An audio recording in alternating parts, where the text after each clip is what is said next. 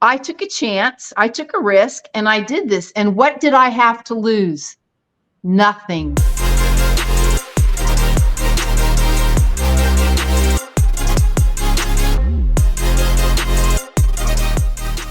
Howdy everybody, and welcome to episode 172 of the SupersetYourLife.com podcast, your weekly workout motivation to fuel your life inside and beyond the gym. Ingrid Duebbert is back for round 3, still resting and recovering from her first ever bodybuilding competition at the young age of 65. She placed first place in the women's masters bikini category and second place in bikini open. If you haven't listened to episode 118 and 160, you might want to check those ones out first, because she taught on meal prep, achieving a peak mindset, and the value of having a found family. Ingrid is a retired dentist, Angel Bikini model, and keynote speaker, already making plans for her next bodybuilding show in the bikini category. So she's going to share her experience at the Open Natural with Coach Mark and myself, and then we'll go over what her reverse diet will look like. Ingrid, Mark, shall we pray? Yep. Sounds good. Mark, would you please read 1 Thessalonians 5:11 for us, pal? Yep, no problem. Therefore, encourage one another and build each other up as you are already doing. Thanks, man. One of my favorites. All right. Dear God, Master of the Universe, I don't know how I would have made it through the last 2 weeks coming into the Open Natural through those injuries had it not been for Coach Mark and Ingrid Duebbert. Mark was an encouraging friend like Jonathan was for David, and addressed several red flags in my own prep to help me get the job done, this time without sacrificing my time with my family. And Ingrid went through hell and back, losing Diva. These are more than friends. I pray to encourage them as they've been encouraging and have been there for me, and that our listeners would take something of value so that they can make just one positive change in their lives from what comes out of our mouths today. In Jesus' precious name, amen. Amen. Ingrid, welcome back to the show. Are you recovered yet? I think I am. When I came back to Houston on Sunday, the 23rd, I took the day off from everything. And but I was back in the gym. So I've been back to the gym at least 5 times. I was there today. I was there yesterday. I took Tuesday off, but I was there on Monday also. So, and I was out of town this past weekend also. So, and since I was driving, I had to drive to and from Dallas. That's a 4.5 hour drive. And by the time I was finished with that, there is no going to the gym. Walking around, yes. Gym, no. So yeah, I think I'm recovered. I feel that I've got 50 weeks left to get myself in shape for the next competition, for the next Open Natural. I want to show the judges just exactly what can happen in 1 year. They gave me a lot of good feedback. It was all positive, even though some of it wasn't what I wanted to hear, but they did it in such a way that it wasn't a criticism. It was constructive. And so I took it all to heart. The training, as you know, is really not an issue for me. It's sticking with the nutrition plan that is the hardest for me. I think it's hard for everybody. So, and the cutting all carbs out for those last, I guess it was 4 weeks beforehand or 5 weeks, that was extremely hard for me. I did it. Although when I say I cheated, I did have 5 cherry tomatoes every day. And we talked about other things that had happened too. And I'm looking forward to new goals. What did you learn out of your last prep? Oh, discipline. I mean, I'm a very disciplined person, but the eye has always got to be on the prize. There is no taking a day off. There's none of that. I mean, and I would say the most difficult thing for me is that there is no one here in my corner. And that's why Colt and my bikini friends, and I made a really good friend. She lives in Chicago, from the Angel Competition Bikini people, we encourage one another almost on a daily basis. So sometimes it's not motivation that I need. It's sometimes inspiration and a kick in the ass. You know, get yourself to the gym. Go ahead and do this. You need to do some more cardio, you know, stuff like that. So that's what I learned. You know, this lifestyle, even though I started in the gym 13 years ago, I never started taking it real seriously until I started paying for someone else's expertise, which was in October of 2019. And I got really, really serious then. So I'm one of those people that I want to see I want to see results for what I'm doing, you know, and there is a lot of perceived value for all of that too. So if you would have said 3 years ago or 3.5 or 4 years ago, well, you're going to do you're going to be in a bodybuilding competition, I would have just said, yeah, right, in a pig's eye. That's never going to happen. But it did. It did. And so now I've kind of gotten bitten by the bug, so to speak. And I wouldn't mind doing another one. Good stuff. Good stuff. Yeah, but I need to incorporate what the judges, you know, their critique was. And I'm not ready. Maybe by the end of the year, but not right now. Yeah. And what did they actually say to you on the show? Well, the one, besides being in better condition, meaning I need more musculature showing. It's not that I don't have it. There's still a little, you know, covering of adipose tissue. The best advice that I got from the one judge, and you know who I'm talking about, Colt. I forget what his name is right now. He follows me now on Instagram also. Is Lauren, that? Yeah, we're gonna be recording. We're gonna be recording and revisiting a little bit of this too. Okay. Is that when I was solo on stage, I was owning it. But when I got on stage with the other competitors, I got lost in the shuffle. I didn't know how to make myself look at me, you know, like have the attention on me. I didn't know how to do that. I still don't know how to do it. It's just that I'm being more bold. I do practice my posing almost every day. So even though there's nothing there's nothing coming up for me to practice for, just so that I can be more confident, you know, and have that shine through. One of the positives that they said was that my smile was fabulous. So I'm going to take that to heart. Brilliant. And let me ask you a question. That's like what every single judge told her over and over again. Is, you got the best smile. You got the best smile. And I'm like, yeah, you do have the best smile, because we've been practicing it every single weekend in posing class.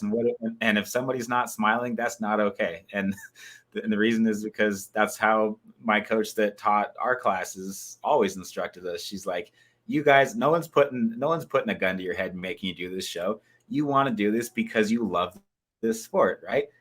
So have fun, enjoy it, and show everybody that you're happy to be here.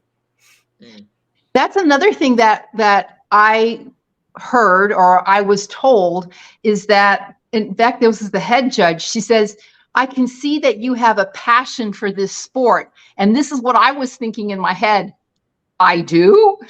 So it was surprising that that's what came across in my presentation. So I just have to be more, the spotlight needs to be more on me rather than me giving it away to the other women that are on stage with me.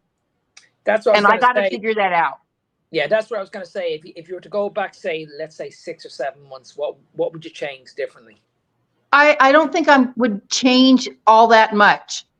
I'm going to be more focused, or I'm going to be more intentional on the posing. Although I think I hit all of the poses.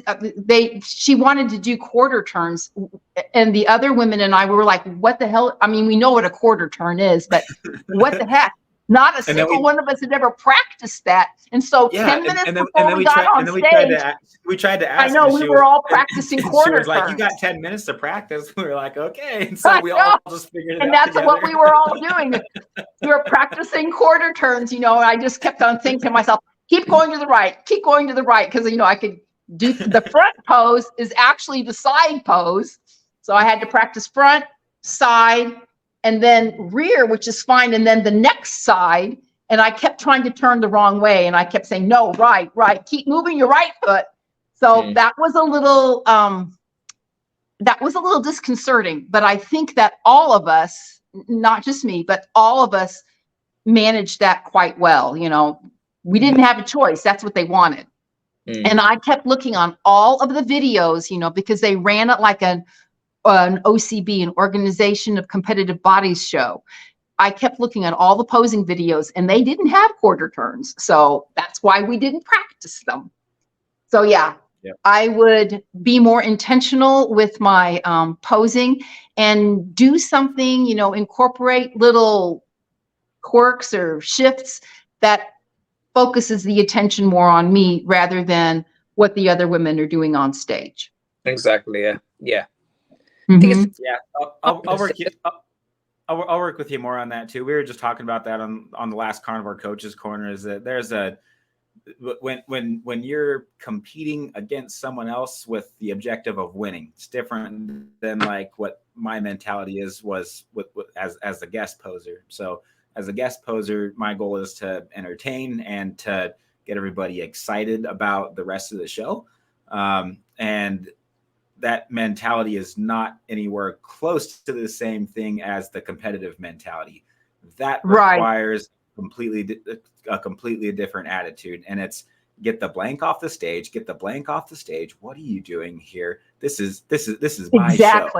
And we need to have maturity around it. And obviously you can get carried away with it, which was the beautiful thing about this show was like, it didn't even feel like it was competitive so much as it was a family and something that all of us are doing together. Like it felt like a team effort, you know? Exactly. That's especially with the thing. posing. That's the thing that I like the most. You know, I've been to 3 other bodybuilding competitions, not as a competitor, but as a fashion show model. And then we were invited to sit in the audience and watch. And it was just kind of cutthroat, especially the NPC one in San Antonio. Oh my goodness. You know, these people were just like almost backstabbing one another. And that's what I was so thankful for this one. I know that it was the inaugural show and it was relatively small, but it didn't even feel that much like a competition. We were all in this. When I say together, we were all kind of feeling our way through it. And so it was very supportive. I was quite pleasantly surprised by how supportive everybody was. The women competitors and the male competitors also, you know, how supportive they were of each other and friendly. I mean, they were just very friendly. So it was kind of an intimate competition, so to speak. And for me, it was the perfect introduction into competition. And I think the other women in the show felt the same way too, because we were all first-time competitors. The camaraderie within the natural federations like INBF, WNBF, and NANBF, and OCB, and really this whole team of judges that is experienced in all of the above, having it all together made it almost like a super competition in a way, but it was so relaxed in a way because it was open. It wasn't sanctioned under just one federation specifically. Right. It was quite relaxed. It was not rigid, you know, it wasn't like, and you know, we all got together, the head judge called everybody together at the, you know, right before they wanted to start the show, and they went over everything, and it was very matter of fact, but she was very friendly about it. And so I think a lot of our fears were laid to rest. So I am looking forward to, I'm not exactly sure. I think it's an NPC show that's in San Antonio coming up next month. And I'm just walking in, you know, as a fashion model in that one, but I am going to go ahead and watch quite carefully, you know, what's going on there.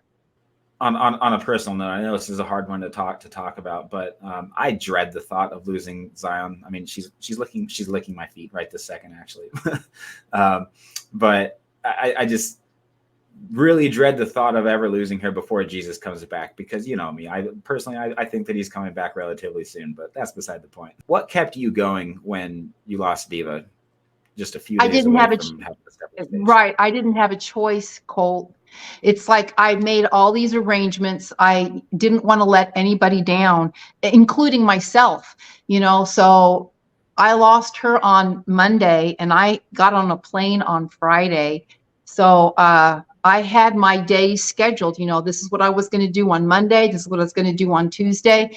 And even though it was hard, I mean, really hard, I just had to do it. I didn't have a choice.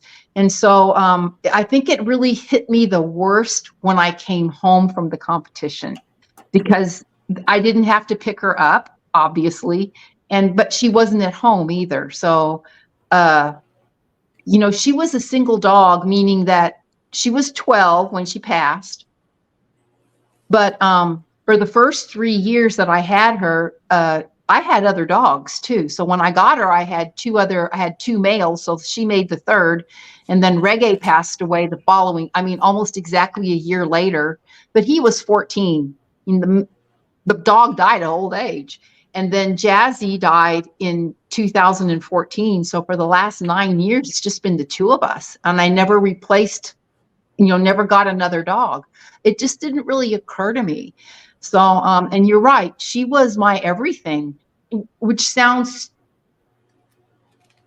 I think to people who don't have dogs, that sounds ridiculous, but she was my companion. She was my friend. She knew everything. She loved me unconditionally as much as, you know, and I loved her. I mean, oh my gosh, her loss is, I mean, I have a diva-sized hole in my heart that goes along with the other 4 dogs, you know?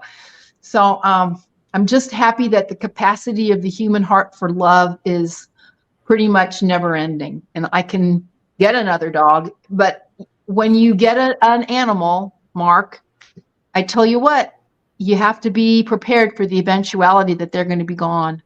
I know. My dog, I've got 2 dogs, and like I bring him everywhere with me. Like every time Right. I always bring him with me. But I think he's nearly 14 now, and I've also got another dog, Minnie. She's a girl, and I think she's 2 years older. She's actually lying beside me here snoring. But I have to get her out every day because she's been in the vet now a few times, and we've been told that she's overweight. So. And I've been told out a few people, like, why don't you not just bring her home because she can't walk? But I can't do that because she's carrying a lot of weight, so I have to bring her out and walk her. So I have to Right.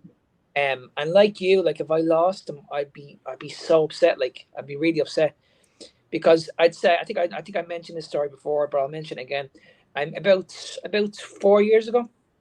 Minnie jumped off the chair, and she broke our 2 back legs, and me and Linda and my daughter Katie we were away on holidays, and this happened before we knew about it. But anyway, Linda said to me 2 days before we went home, because we had about 2,000 euros left to spend, and I said, "Why are you not spending the money?" And she was like, "No, I'm gonna hold on to it."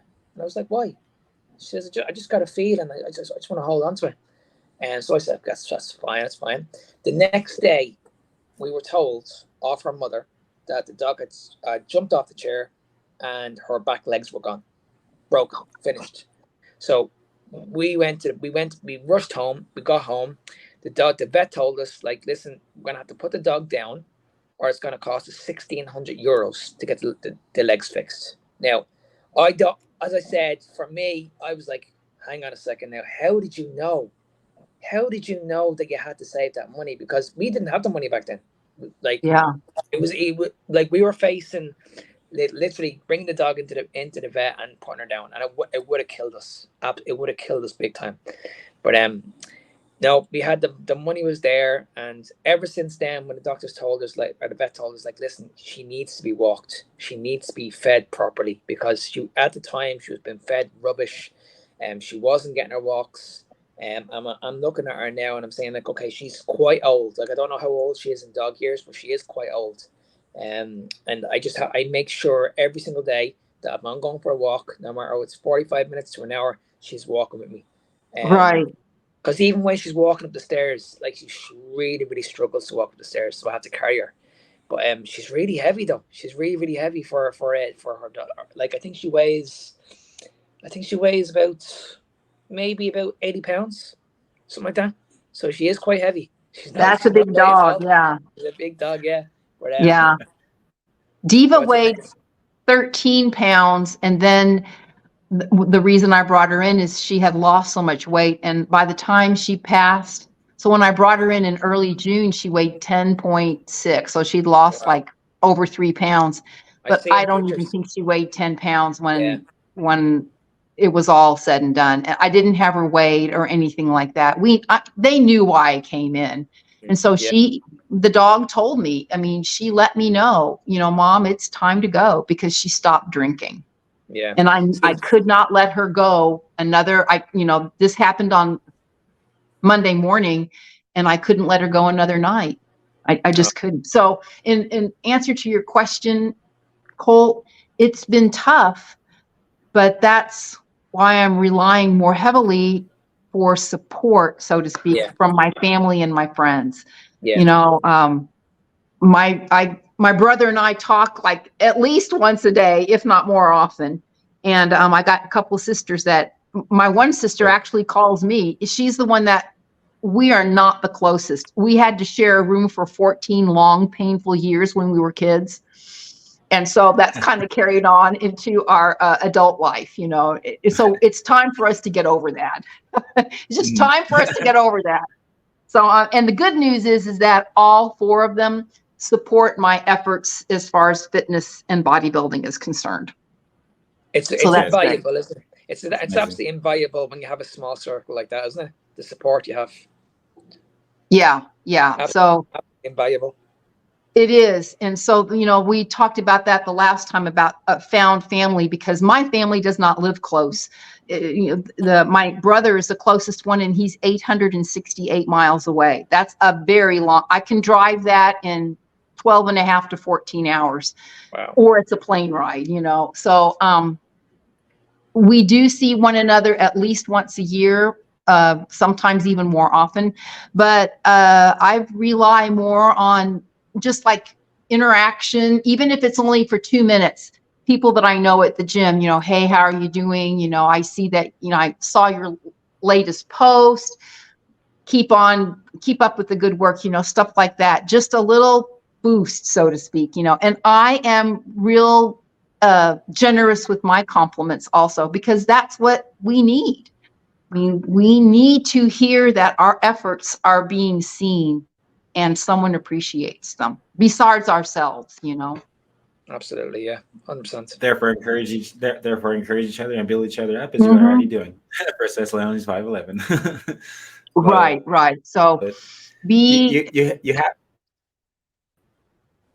you have that kind of attitude, where you can encourage others. When we were kids, I'm sure you were taught the same as I was. If you don't have anything nice to say, just don't say anything. So I'm not going to make any disparaging remarks to anybody. If I can't say something positive, I'm just not going to say anything. Exactly. Yeah. Totally. Yeah. Especially if your love language, if your love language is words of affirmation. Are you familiar with the 5 love languages? Absolutely. The 5 love languages. Yeah. My love languages are acts of service and quality time. Wow. Okay. Yeah. Taylor's quality time too. Mine are words of affirmation, which is probably why being a podcaster for a living is, that makes sense. Right. And then gifts is the other one. We figured that out last night. Oh, Taylor and I did. Yeah, gifts is number 5 for me. I mean, I love to receive gifts, but it's just not. It's very low on the list of importance. I'd much rather spend quality time with someone. But you're a gift giver, though. Get out of here, because when you I give gifts, but I don't. The first thing you were thinking was, and you got those toothbrushes for our kids. They're loving them, by the way. That was really sweet. Yeah. I hope that Lisa and Pat's dogs are eating those dog treats, because they're really good. Diva loved them. Okay, I gotta tell you guys a funny on dog treats. So we've got no shortage of dog treats in this house. We've been home making them with all the extra tallow, because I've been eating ground beef. I just got off Robert Sykes's podcast yesterday telling about the last 110 days now it's been of ground beef every single day, and that's been like basically 90% of all my protein. And I'm just loving it and feeling better and better. Like I just don't want to stop, and so I'm just still rolling with it. But all the tallow that we've been saving from cooking the beef, I've been actually making sure that it has a decent amount of potassium in it with the Celtic sea salt, making sure that it's got a decent amount of sodium in it, and throwing like little pieces of beef in it here and there. And Zion prefers it over everything. I swear. When I get these out, I was just like, Everly and I were just trying to feed her today with them, and she was like way more anxious and energetic than she's ever been before. Usually she's really good about like waiting for her treats and not getting too excited. And just side note too, on you mentioned unconditional love earlier with Diva, and it's kind of the same thing with her. It's like, you know, she has her moments where she gets really wound up, as Australian Shepherds do, and so they can tend to have a reputation of being like an annoying breed. But my response to that is always that unconditional love never gets annoying, because that's what she is. But yeah, Absolutely. she was, but she trips over these things, and so we just have like bags. We just like have bags of them. They're bite size, and I don't know. I'm probably going to give them to my cousin because he's got a bunch of hunting dogs that he could use them for training, I'm sure. Yeah, you know, I eat a lot of salmon. I love salmon. And so Diva loved the salmon skin. Now I don't know what I'm going to have to throw it out, because I won't eat salmon skin. So I need to find a dog that likes to eat all that kind of stuff, you know? Yeah. Yeah. All right, circling back to the prep. Oh, and I guess one more thing on that too is, as I wanted to say, as an encouragement for, we've all had pets, we've all lost pets, we've all had that tragic day as a kid, and we always wonder, are we gonna ever see our pets again? And I believe we will. Psalm 150 verse 6 says, "Let everything that breathes praise the Lord." Hallelujah. And I believe that's an unfulfilled prophecy, and I believe that is an indication that. A subtle indication that we will be reunited with our pets someday, if that's something that's important to us. So, okay. I believe that too. Hunter, amen. Yeah. How did your workout performance change when Mark and I pulled out all of your carbs from your diet? Okay. Well, the good news is that when you did that, you like the last 3 weeks. You also told me to go, the workout program changed. It wasn't as intense, because I felt a distinct like lack of energy the first few days. I would go to the gym and I was exhausted when I would come home. I mean, I was trying to do exactly the same thing that we had done, you know, the same number of reps, the same weights that I was accustomed to using. And I'm still at a point where I like to add weights too. Like today, I told you I pulled the entire stack. I felt really good at that, doing that. And I have done it before, but haven't for a while. So, yeah, you said you were doing kneeling lat pull downs. You were doing 190 on pull downs? 195 on kneeling lat pull downs. Yes, sir. And I have the video to prove it too. That's a lot. Amazing. That's amazing. I think it is too. This little girl can do that, you know. Actually, right. I don't know. How tall are you, Mark? I'm 5'3". Oh, heavens. I'm 5'8". Oh my God. Oh my God. And I am the shortest person in my family. So am I. So am I. Oh, good grief. Yeah, but so this girl who's 5'8" can do that. So, but I like to add, even if it's only half a pound, half a pound to whatever I'm doing, especially on the cable machines, because you can do it incrementally by half a pound or by 2.5 pounds or whatever. So I like to still add weights and still get a personal record every once in a while here. So, but that wasn't happening when I cut carbs completely, because you took the protein powder away from me, which really wasn't a hardship because it's so sweet to me to begin with. I have to cut it with coffee. I got to cut it with ice. I got to do a lot of things just to make it palatable for me. So, I mean, I still haven't put the protein powder back into my diet. So, yeah, the first 3 or 4 or 5 days, my energy, even though I was eating a lot of meat, was not where I was used to it being. And then when I would come home, I was hungry and the only thing I could eat was meat. And I just felt like I was missing something. So anyway, it was a change. But the good news is that y'all made it really clear that this was something short term. It wasn't going to be for forever. And I know that you would love for me to become a carnivore, but this 65-year-old body is used to having vegetables and fruit. So yeah, I don't think that's going to ever happen. The good thing is very fair. Very fair. The good thing about it is, Ingrid, you can still get amazing results by adding carbs into your diet. I mean, I've got clients that are similar age to you, and they've got carbohydrates in their diet, and it doesn't have any they don't have any negative effects on it. It actually improves their life.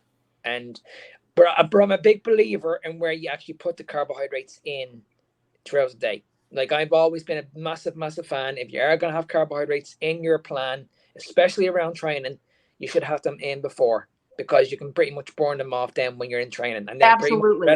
Then the rest of the day, then you back off.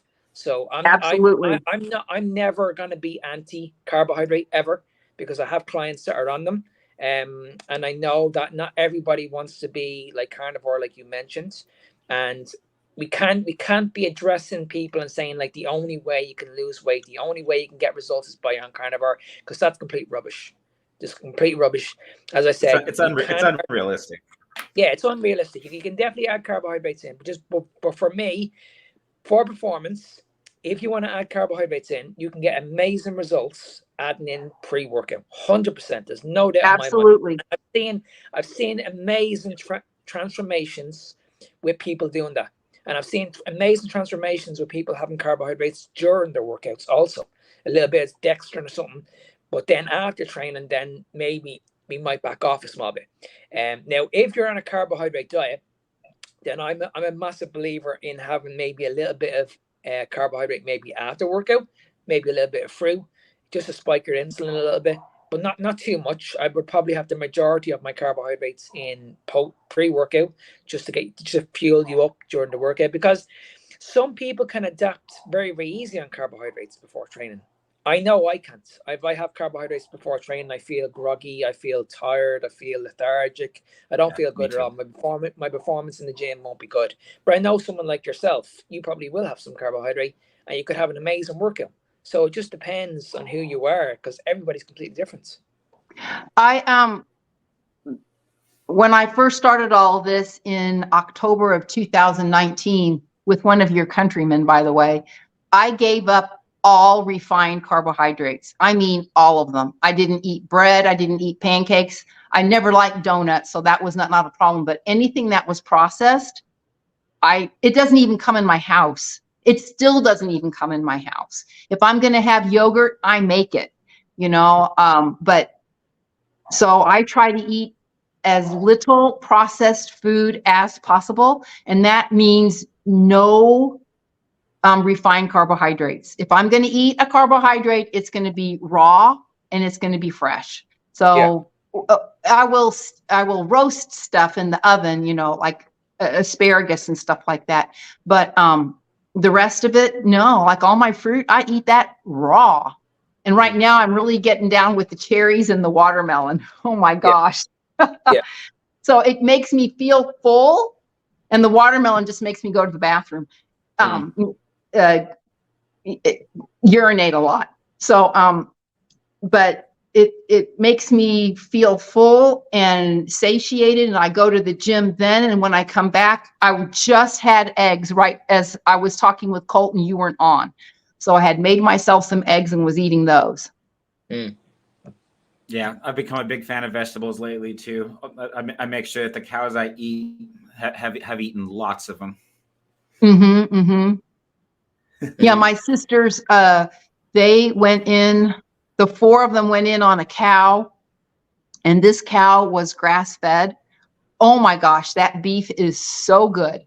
Yeah, It's a real difference between that and what we can buy in, what is mass available in the stores. Yeah. The difference in meat is completely different when it's a grass-fed animal. Absolutely. 100%.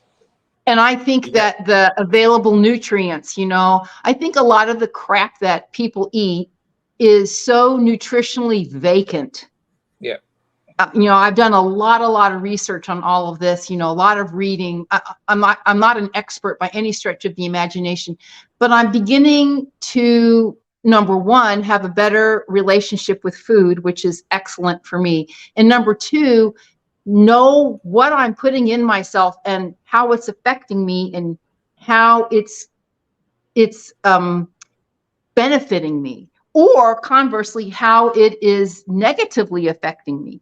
So, like I said, I think we eat a lot of nutritionally vacant food, and I try to make sure that everything I stick in my mouth actually has a purpose.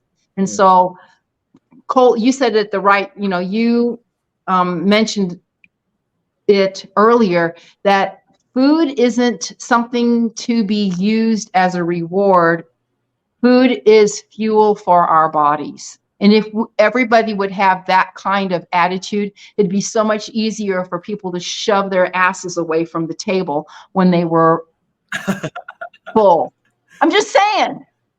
That's such a good way to say it. Yeah, I think the good news is that I've been very, very, when I say strict with myself, I've been really following that plan more than 80-20, by the way.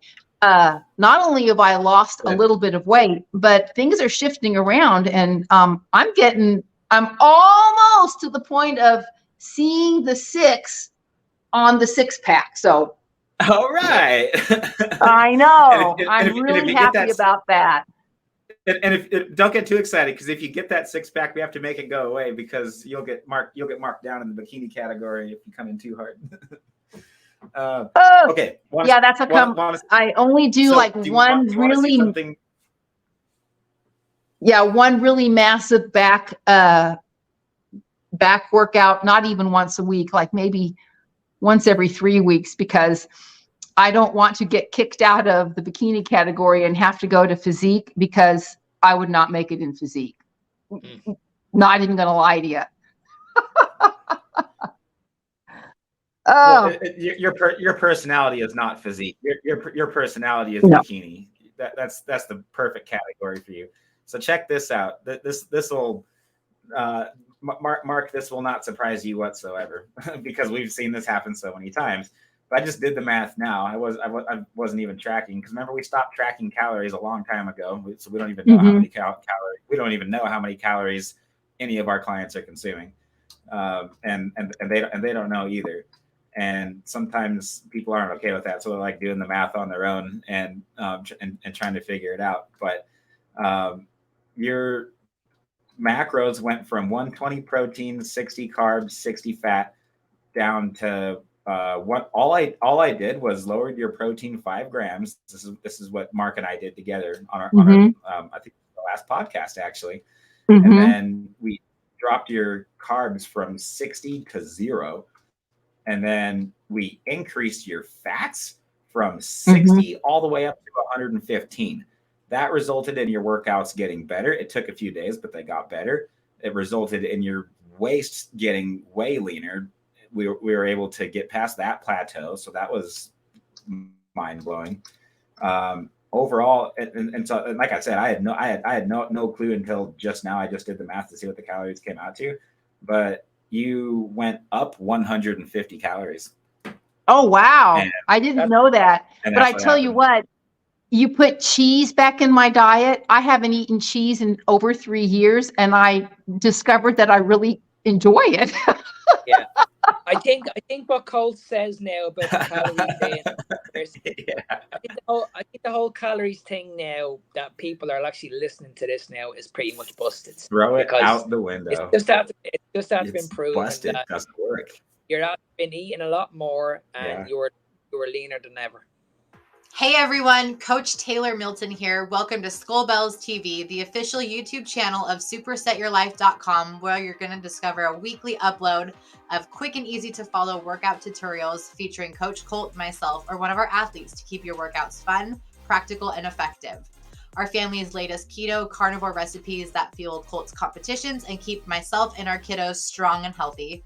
Video uploads of the supersetyourlife.com podcast, now over 100 episodes. Your weekly dose of entertainment, education, and inspiration to fuel your life inside and beyond the gym, and much more. Last thing before we get into the video, we're asking a big favor from you. This has been working beautifully, so if you would please think of someone you care about that would benefit from this video, go ahead and smash that like button, click the share button, and text this video to them. That would mean the world to us. And while you're at it, make sure you hit the subscribe button so you don't miss more exciting content from Skullbellz TV, because our team has lots of meat and lots of muscle coming your way, and I promise you won't want to miss it. When you hit the subscribe button, you'll see a bell icon pop up. You want to click that too so you're notified every time we release a new video. Thank you so much for the support. It means the world to us. Every like, share, and subscription helps our channel grow and supports our family's hard work. So thank you so much for doing your part too.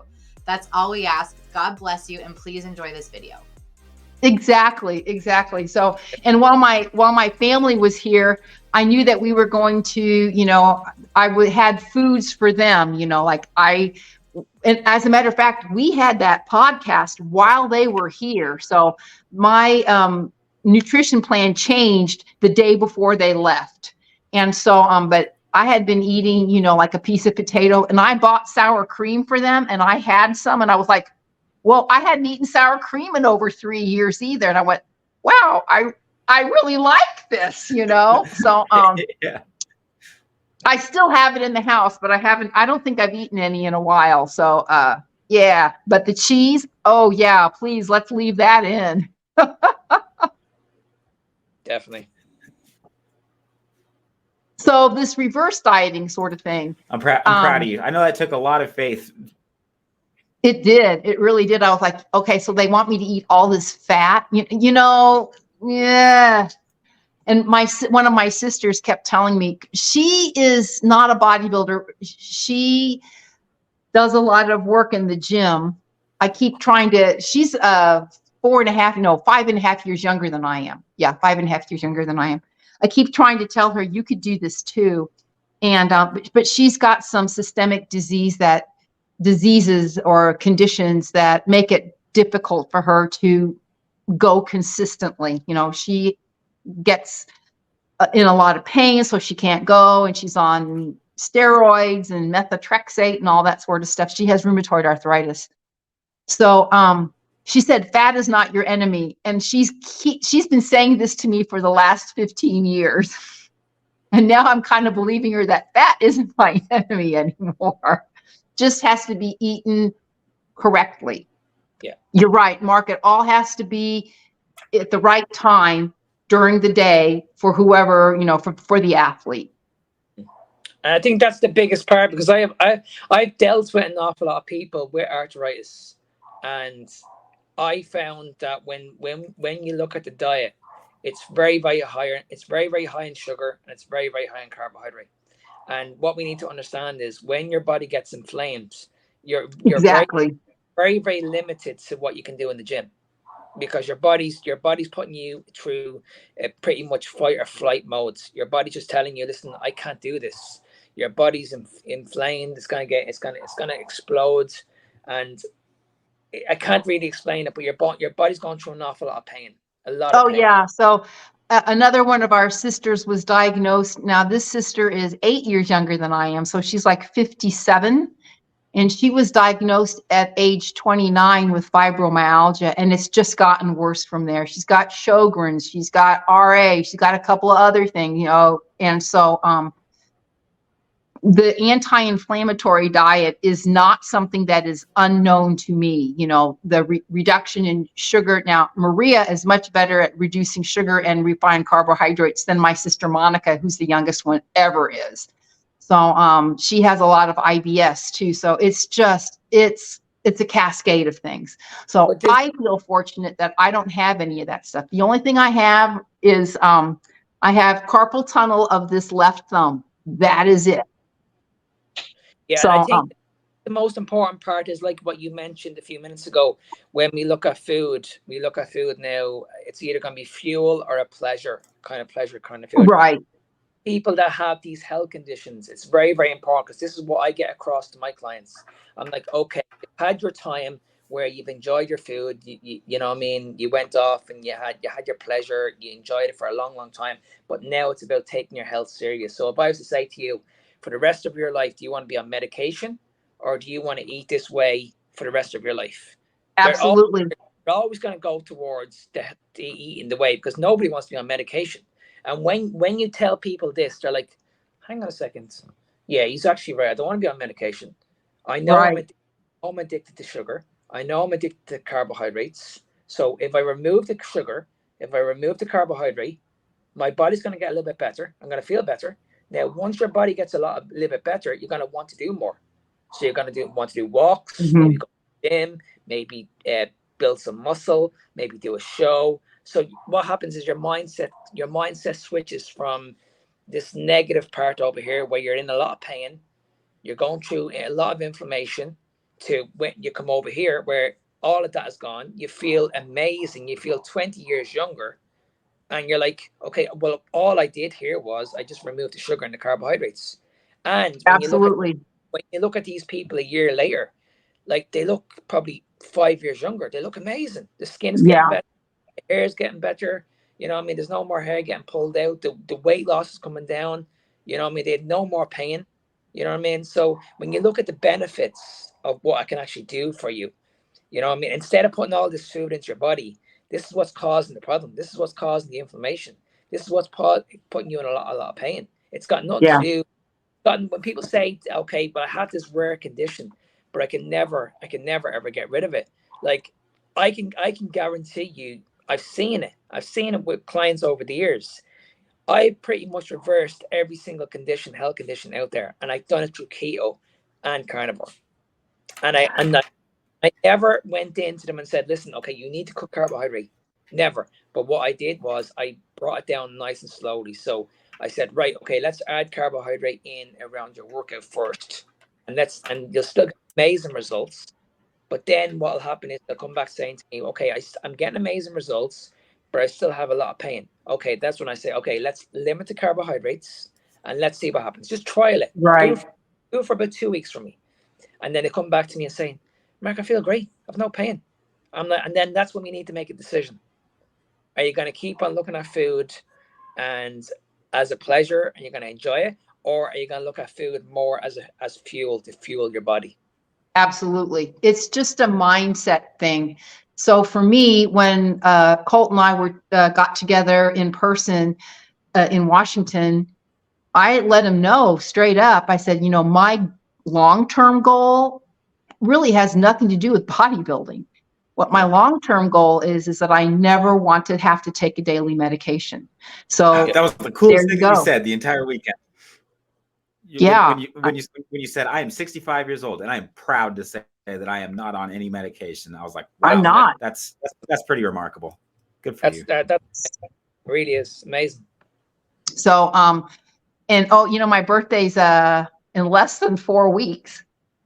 So, this next fashion show that I'm doing, I am not the oldest model there. There's going to be a woman there. She lives here in Houston.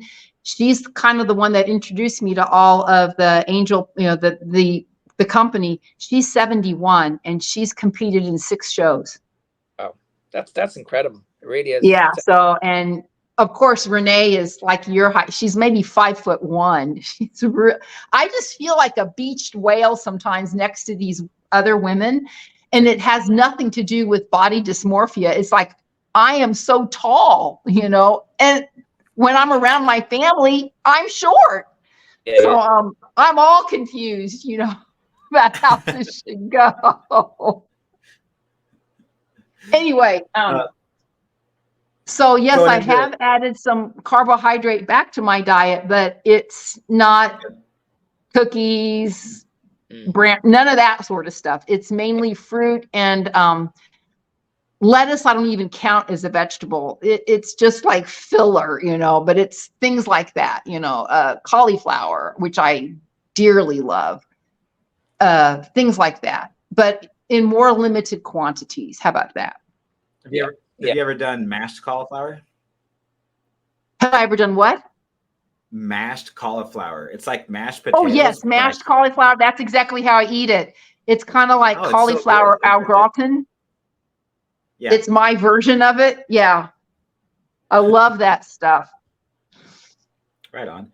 And I was really proud of you too afterwards. Like a lot of people just kind of turn into a bottomless pit and just kind of forget all the eating habits that they had and it developed coming into a show. And what did you and I do after? Like I was strict, just right on my diet, right back to my macros. Exactly. And I think you had a burger and fries. That was it. I had a burger and fries, and the bun was a potato bun. I only ate the top, and it was good. And I did eat the fries, but I didn't eat any. I happen to not like cheese on my hamburgers. I know that's un-American, but I don't. So, but that was my cheat meal. I had a hamburger with fries, but a real burger, not a fast food burger. It was delicious. And we split a glass of wine. Split 4 ounces of wine. It was like a baby glass, and I don't even think we finished it because it's just been so long since either of us drank. Yeah, so we split a little 4 ounce glass of wine. You had a sip, I had a couple of sips, and you're right. I don't even think we finished it. It wasn't that it was bad. It's just that. It was good. It was absolutely delicious. Yeah. It's just I don't really care for how I feel after I drink alcohol anymore. But no, Mark, neither do I. Not anymore. Mark, you would have loved this burger that I had. It was a Wagyu burger, which is like when they massage the cows to get the the meat as tender as it is. And then, but I only had them cook it on one side, and they had to like go back and forth. They're like, "Are you sure it's okay to be this rare?" And I was like, "Yeah, like if I got to sign something or whatever, I'm like I'll go for it." And that was one of the best burgers I've had. It was really good. It was bomb. Cool. He was very carefully eating that slowly, and I could tell that he was super enjoying that food. Oh yeah, I was just savoring every single bite. People get annoyed with how slow I eat. If it's going in my body, I'm enjoying it. So I think anyway. I think we're more than safe right now, keeping your protein at 115, fats at 115, and then just add carbs in and add them in slowly and intuitively, but take it 1 week at a time. You know, you're weighing yourself every day, right? So just make sure that your average doesn't get too high too fast.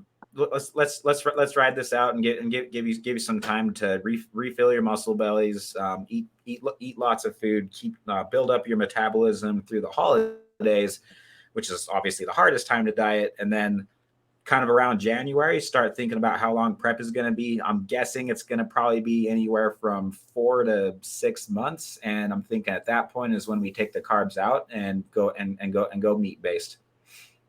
Okay. And then our goal, good. And then our goal is not to get first place and second place. Our goal is to get first place and first place. Oh, okay. That would be awesome. I'm hoping that some of your other athletes will be deciding to do this, but I know that like Taylor and a couple of others, they're not bikini athletes. So Yeah, Taylor's a bodybuilder. Milena is gonna be bikini. I don't think I have any, but no, excuse me. I think that Susie might do figure. We can talk about that off the air too. Yeah. But yeah, So yeah, that's would really love to have, some of your other clients, athletes, join this show. I'm sure that Susie could have done it this year too. I think she's just scared. Yeah, she's got a lot of potential. All of them do. Oh yeah. I'm glad that you saw my potential, because God knows I don't. I mean, I think it's because I look at myself every day. You know, I see myself constantly. So, but yeah. Anyway, I think that this was the perfect show for me. I'm super glad that I did it. I wasn't even scared anymore by the time we got to the venue, and it was positive all the way around. I know that it was small, but it was positive all the way around. And I love the feedback and how open everybody was with their comments, you know? So anyway. Yeah. Everybody at these shows with this kind of, within this family, it is a family. All those judges. I mean, they've done so many shows together over the years. It's like they're there because they want to give back and they want to see this happen, and they love Jairo's idea. They love his vision for what to do with the open natural, and so they just all want to help. Yeah. Well, I'm proud of you. I'm really, really proud of you. Seriously. Thanks. Thank you, Coach. Thank you. I know that 9 months ago you were just like, how on earth, like, really? Me doing a bodybuilding show, and you did it. Absolutely. Not only did you do it, but you're bit by the bug now. So welcome to the club. Say Ingrid, because you've done incredibly well, because I have a few female girls that I'm always saying to them, like, listen, you look amazing now, you look fantastic, and I'm always saying to them, like, listen, do something now that you'll probably look back in a few years and say, I'll be proud of myself. And the more I listen to you, the more I'm thinking, like, wow, if she could do it, anybody can do it. Absolutely. And my attitude towards this, and Colt knows, because I told him straight up, I said, I'm in it for the experience. If I come in dead last, I'm going to be happy. And the reason is that I took a chance, I took a risk, and I did this. And what did I have to lose? Nothing. Exactly. Had nothing to lose, and really nothing to prove either, because just by getting there, I feel that I proved everything to myself. And that's the only person that you need to prove things to, is yourself, not to anybody else. So I know that for a lot of people, especially younger people, they don't get it. You know, they're still competing against the people next door, or, you know, the people next to them in the gym. Whereas for me, even though you see it everywhere, you know, it's only you versus you. It really is only you versus you. You're never going to be like the person that is working out next to you, ever. Right. Your body isn't like that. You have you. This is what you have. And so, like I said, I went into it feeling, even if I come in dead last, I don't care. I came here, I put myself out there. And this is what I needed to prove, is to myself, not to anybody else. And I didn't want to make myself look bad, and I certainly didn't want to make my coach look bad either. And I don't think I did. Love that positivity. Amazing. Thanks so much, everybody, for joining us. If you found this helpful, please pay it forward by sharing with a friend. Store review of the week is from Robert Ladd in Sacramento, California. Love that Skullbellz t-shirt. The material and design are great, and love the fit. I did an 18-mile bike ride last week, so I rocked it and did some advertising for you. Thanks so much for doing that, Robert. Apple Podcast review of the week is from Stephanie, who submitted a review on episode 163 with Robert Ladd himself on his biohacking episode with Colt. Love the law enforcement aspect of health and wellness. Thanks, Stephanie. We figured you would relate.